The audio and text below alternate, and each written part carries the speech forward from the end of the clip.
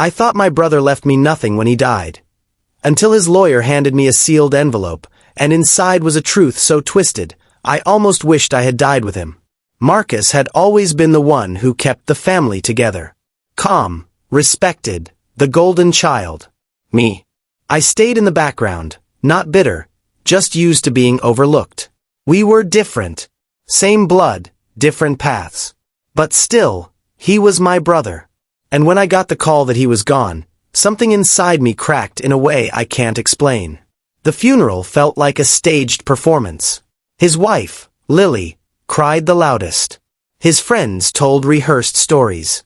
And I just stood there, trying to feel something that didn't make me feel hollow. 2 days after we buried him, I got a call from his lawyer.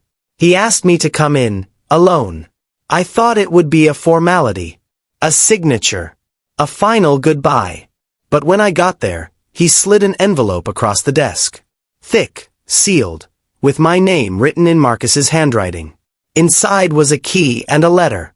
Don't show this to anyone. Go to the cabin. You'll understand everything once you're there. And don't trust Lily. Whatever you do, don't believe a word she says. The cabin was a place we hadn't spoken about in years. An old family home, tucked deep in the woods, left to rot after our parents died. I hadn't been there in over a decade. But I went. The key still worked. The air was musty, the floor creaked with every step, but the memories came flooding back. Laughter, late nights, secrets whispered between brothers. I started searching. It didn't take long to find the compartment under the floorboards in his old room. A wooden box, carefully sealed. Inside it, documents, photos, recordings, files that Marcus had clearly spent years collecting. And then I saw it. My father's name. Bank transfers. Offshore accounts. Property records. But what stopped my breath cold were the photos. Photos of Lily. Not recent. Dated back before she and Marcus were married. And in them, she wasn't with Marcus. She was with my father. They weren't distant shots. They were close. Intimate. I stared at them for what felt like forever, trying to convince myself it was a mistake. That it had to be someone who looked like her. But the ring, the necklace, the birthmark on her shoulder, it was her. The woman my brother loved. Had once been involved with our father. And somehow, Marcus had found out. Not just about the past, but about something that was still happening. There were recent entries in a journal he kept. Conversations he had recorded. Questions he'd asked, without ever confronting me, or anyone. The last page had only one line. If I disappear, it won't be an accident. That night, I sat in the cabin for hours, hearing every sound outside like a threat. And I couldn't stop thinking about Lily's tears at the funeral. About the way she avoided looking at me. About how quickly she had Marcus cremated. How she insisted on handling everything alone. I drove back to the city before sunrise. And when I walked into Marcus's apartment the next day, pretending to drop off a forgotten suit for dry cleaning, I saw it. On the desk, behind a stack of books. An envelope. With my name on it. Not the one from the lawyer. A second one. Handwritten. Unopened. Still waiting. I picked up the envelope with shaking hands. The handwriting was unmistakably Marcus's. Neat, deliberate, always with that slight slant to the right. It was dated just 5 days before his death. I sat down in his old armchair, the one Lily hadn't moved, maybe because she couldn't, or maybe because she didn't care enough to. I opened the envelope slowly, already bracing for more pain. If you found the box, then you already know. But you don't know everything. The letter was longer than the first. Every word dragged me deeper into a world I didn't recognize. Lily came into my life when I was already drowning. At first, I thought she saved me. I thought loving her was the only thing I did right. But I started noticing things. Timelines that didn't add up. Conversations she forgot we already had. Things she said in her sleep. She didn't just know Dad before me. He introduced us. I stopped breathing. My hands trembled. He said she was perfect for me. Said she'd be good for my image. Help me settle down. I thought it was weird, but I trusted him. I didn't realize he had already been with her. That he was still with her.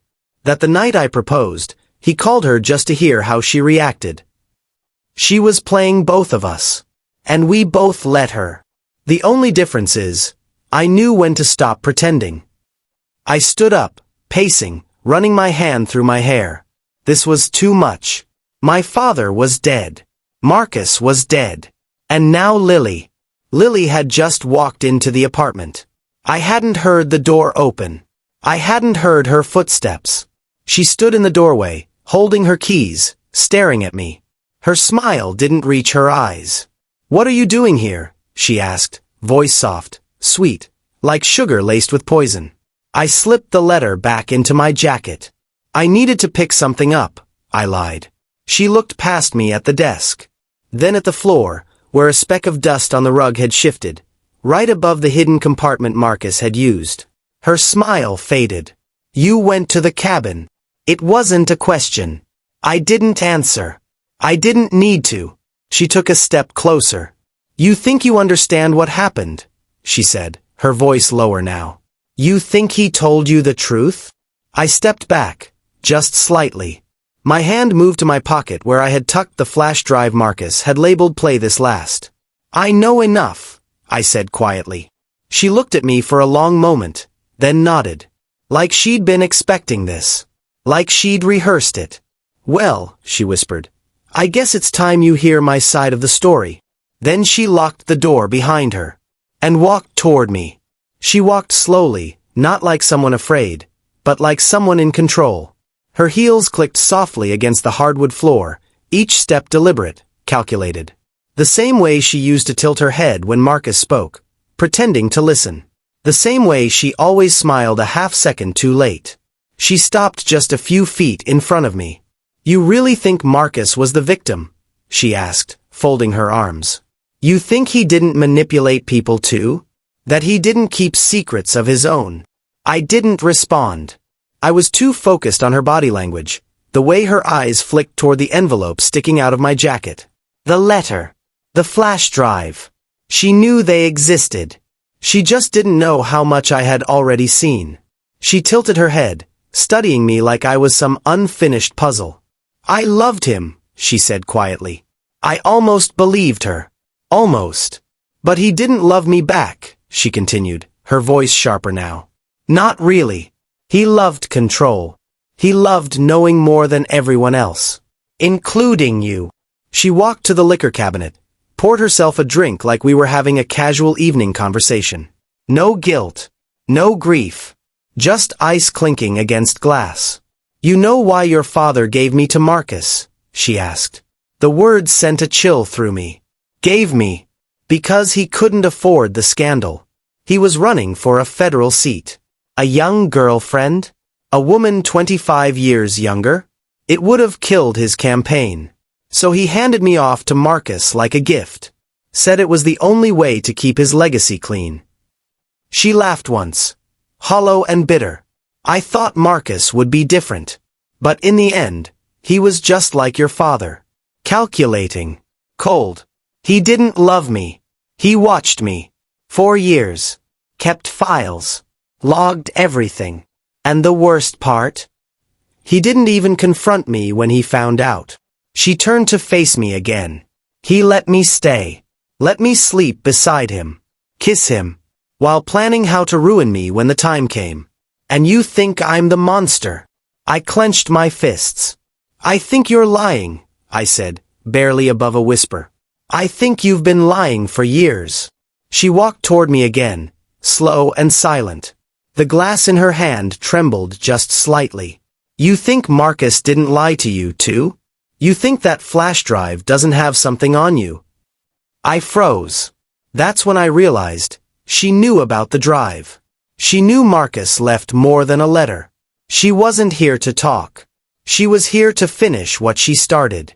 "I tried to be patient," she said, setting the glass down hard on the table. "I tried to let this go quietly. But you had to go to that cabin. You had to dig." She reached into her coat pocket. I moved faster. Grabbed the chair beside me and slammed it between us, sending her stumbling back. Whatever she was reaching for hit the floor and slid under the table. A small black object. A voice recorder? Or something worse? She didn't chase it. She just stared at me now, eyes cold. "You're making a mistake," she hissed. "No," I said, backing toward the door, hands still in my pocket, gripping the flash drive like a lifeline. "Marcus made the mistake. He trusted you." And then I was out. Down the hall, into the elevator, heart pounding in my chest so loud it drowned out everything else. I didn't stop driving until I got back to my apartment. Locked the doors. Closed the blinds. Inserted the flash drive into my laptop with trembling hands. And what I saw wasn't just about Lily. It wasn't just about my father. It was about me. Footage. From a hospital room. My mother. Hooked to machines. Speaking to someone, but not the nurse. Speaking to Marcus. And saying my name. Over and over. And then saying it wasn't supposed to be me. The screen flickered as the video played, low resolution, shaky, like Marcus had recorded it secretly. My mother lay in the hospital bed, frail, her voice weak, barely above a whisper. "I wanted to tell him," she said, eyes darting around the room. "But how could I? After everything your father did. After what I agreed to." Marcus's voice was just out of frame. "He deserves the truth." She nodded slowly, tears slipping down the side of her face. "It was never supposed to be him," she whispered. "He wasn't supposed to be born." I stopped breathing. My chest tightened as I leaned closer to the screen. "I made a deal with your father," she continued. "To cover what happened. To protect our name. He said we could fix it. Said it would be easier if we raised him as ours. Pretend. Start fresh." Marcus asked quietly, "What are you saying?" Her voice cracked. "He's not your brother." I froze. The screen shook as Marcus pulled the camera closer. "Whose is he?" And then she said the name. A name I'd never heard before. A man I'd never met. A name tied to scandal, prison, and a family our father once destroyed. I wasn't Marcus's brother. I was a secret. A mistake they buried. The final piece of a decades-long cover-up to protect a legacy that wasn't even mine. I sat there in the dark, surrounded by silence that now felt like a lie. Everything I knew about my family had just collapsed in a matter of minutes. And just when I thought it couldn't get worse, my phone lit up. Another message. No name. No number. Just 4 words. "Now you know why." I stared at the screen, heart pounding. Why Marcus died. Why Lily stayed. Why I was never meant to find that box. I wasn't part of their legacy. I was the threat to it. And now that I knew the truth, I wasn't safe anymore. But I wasn't running. They spent years trying to bury me in silence. Now I would bury them. In truth. Thanks for watching. Don't forget to like, share, comment, and subscribe for more powerful stories.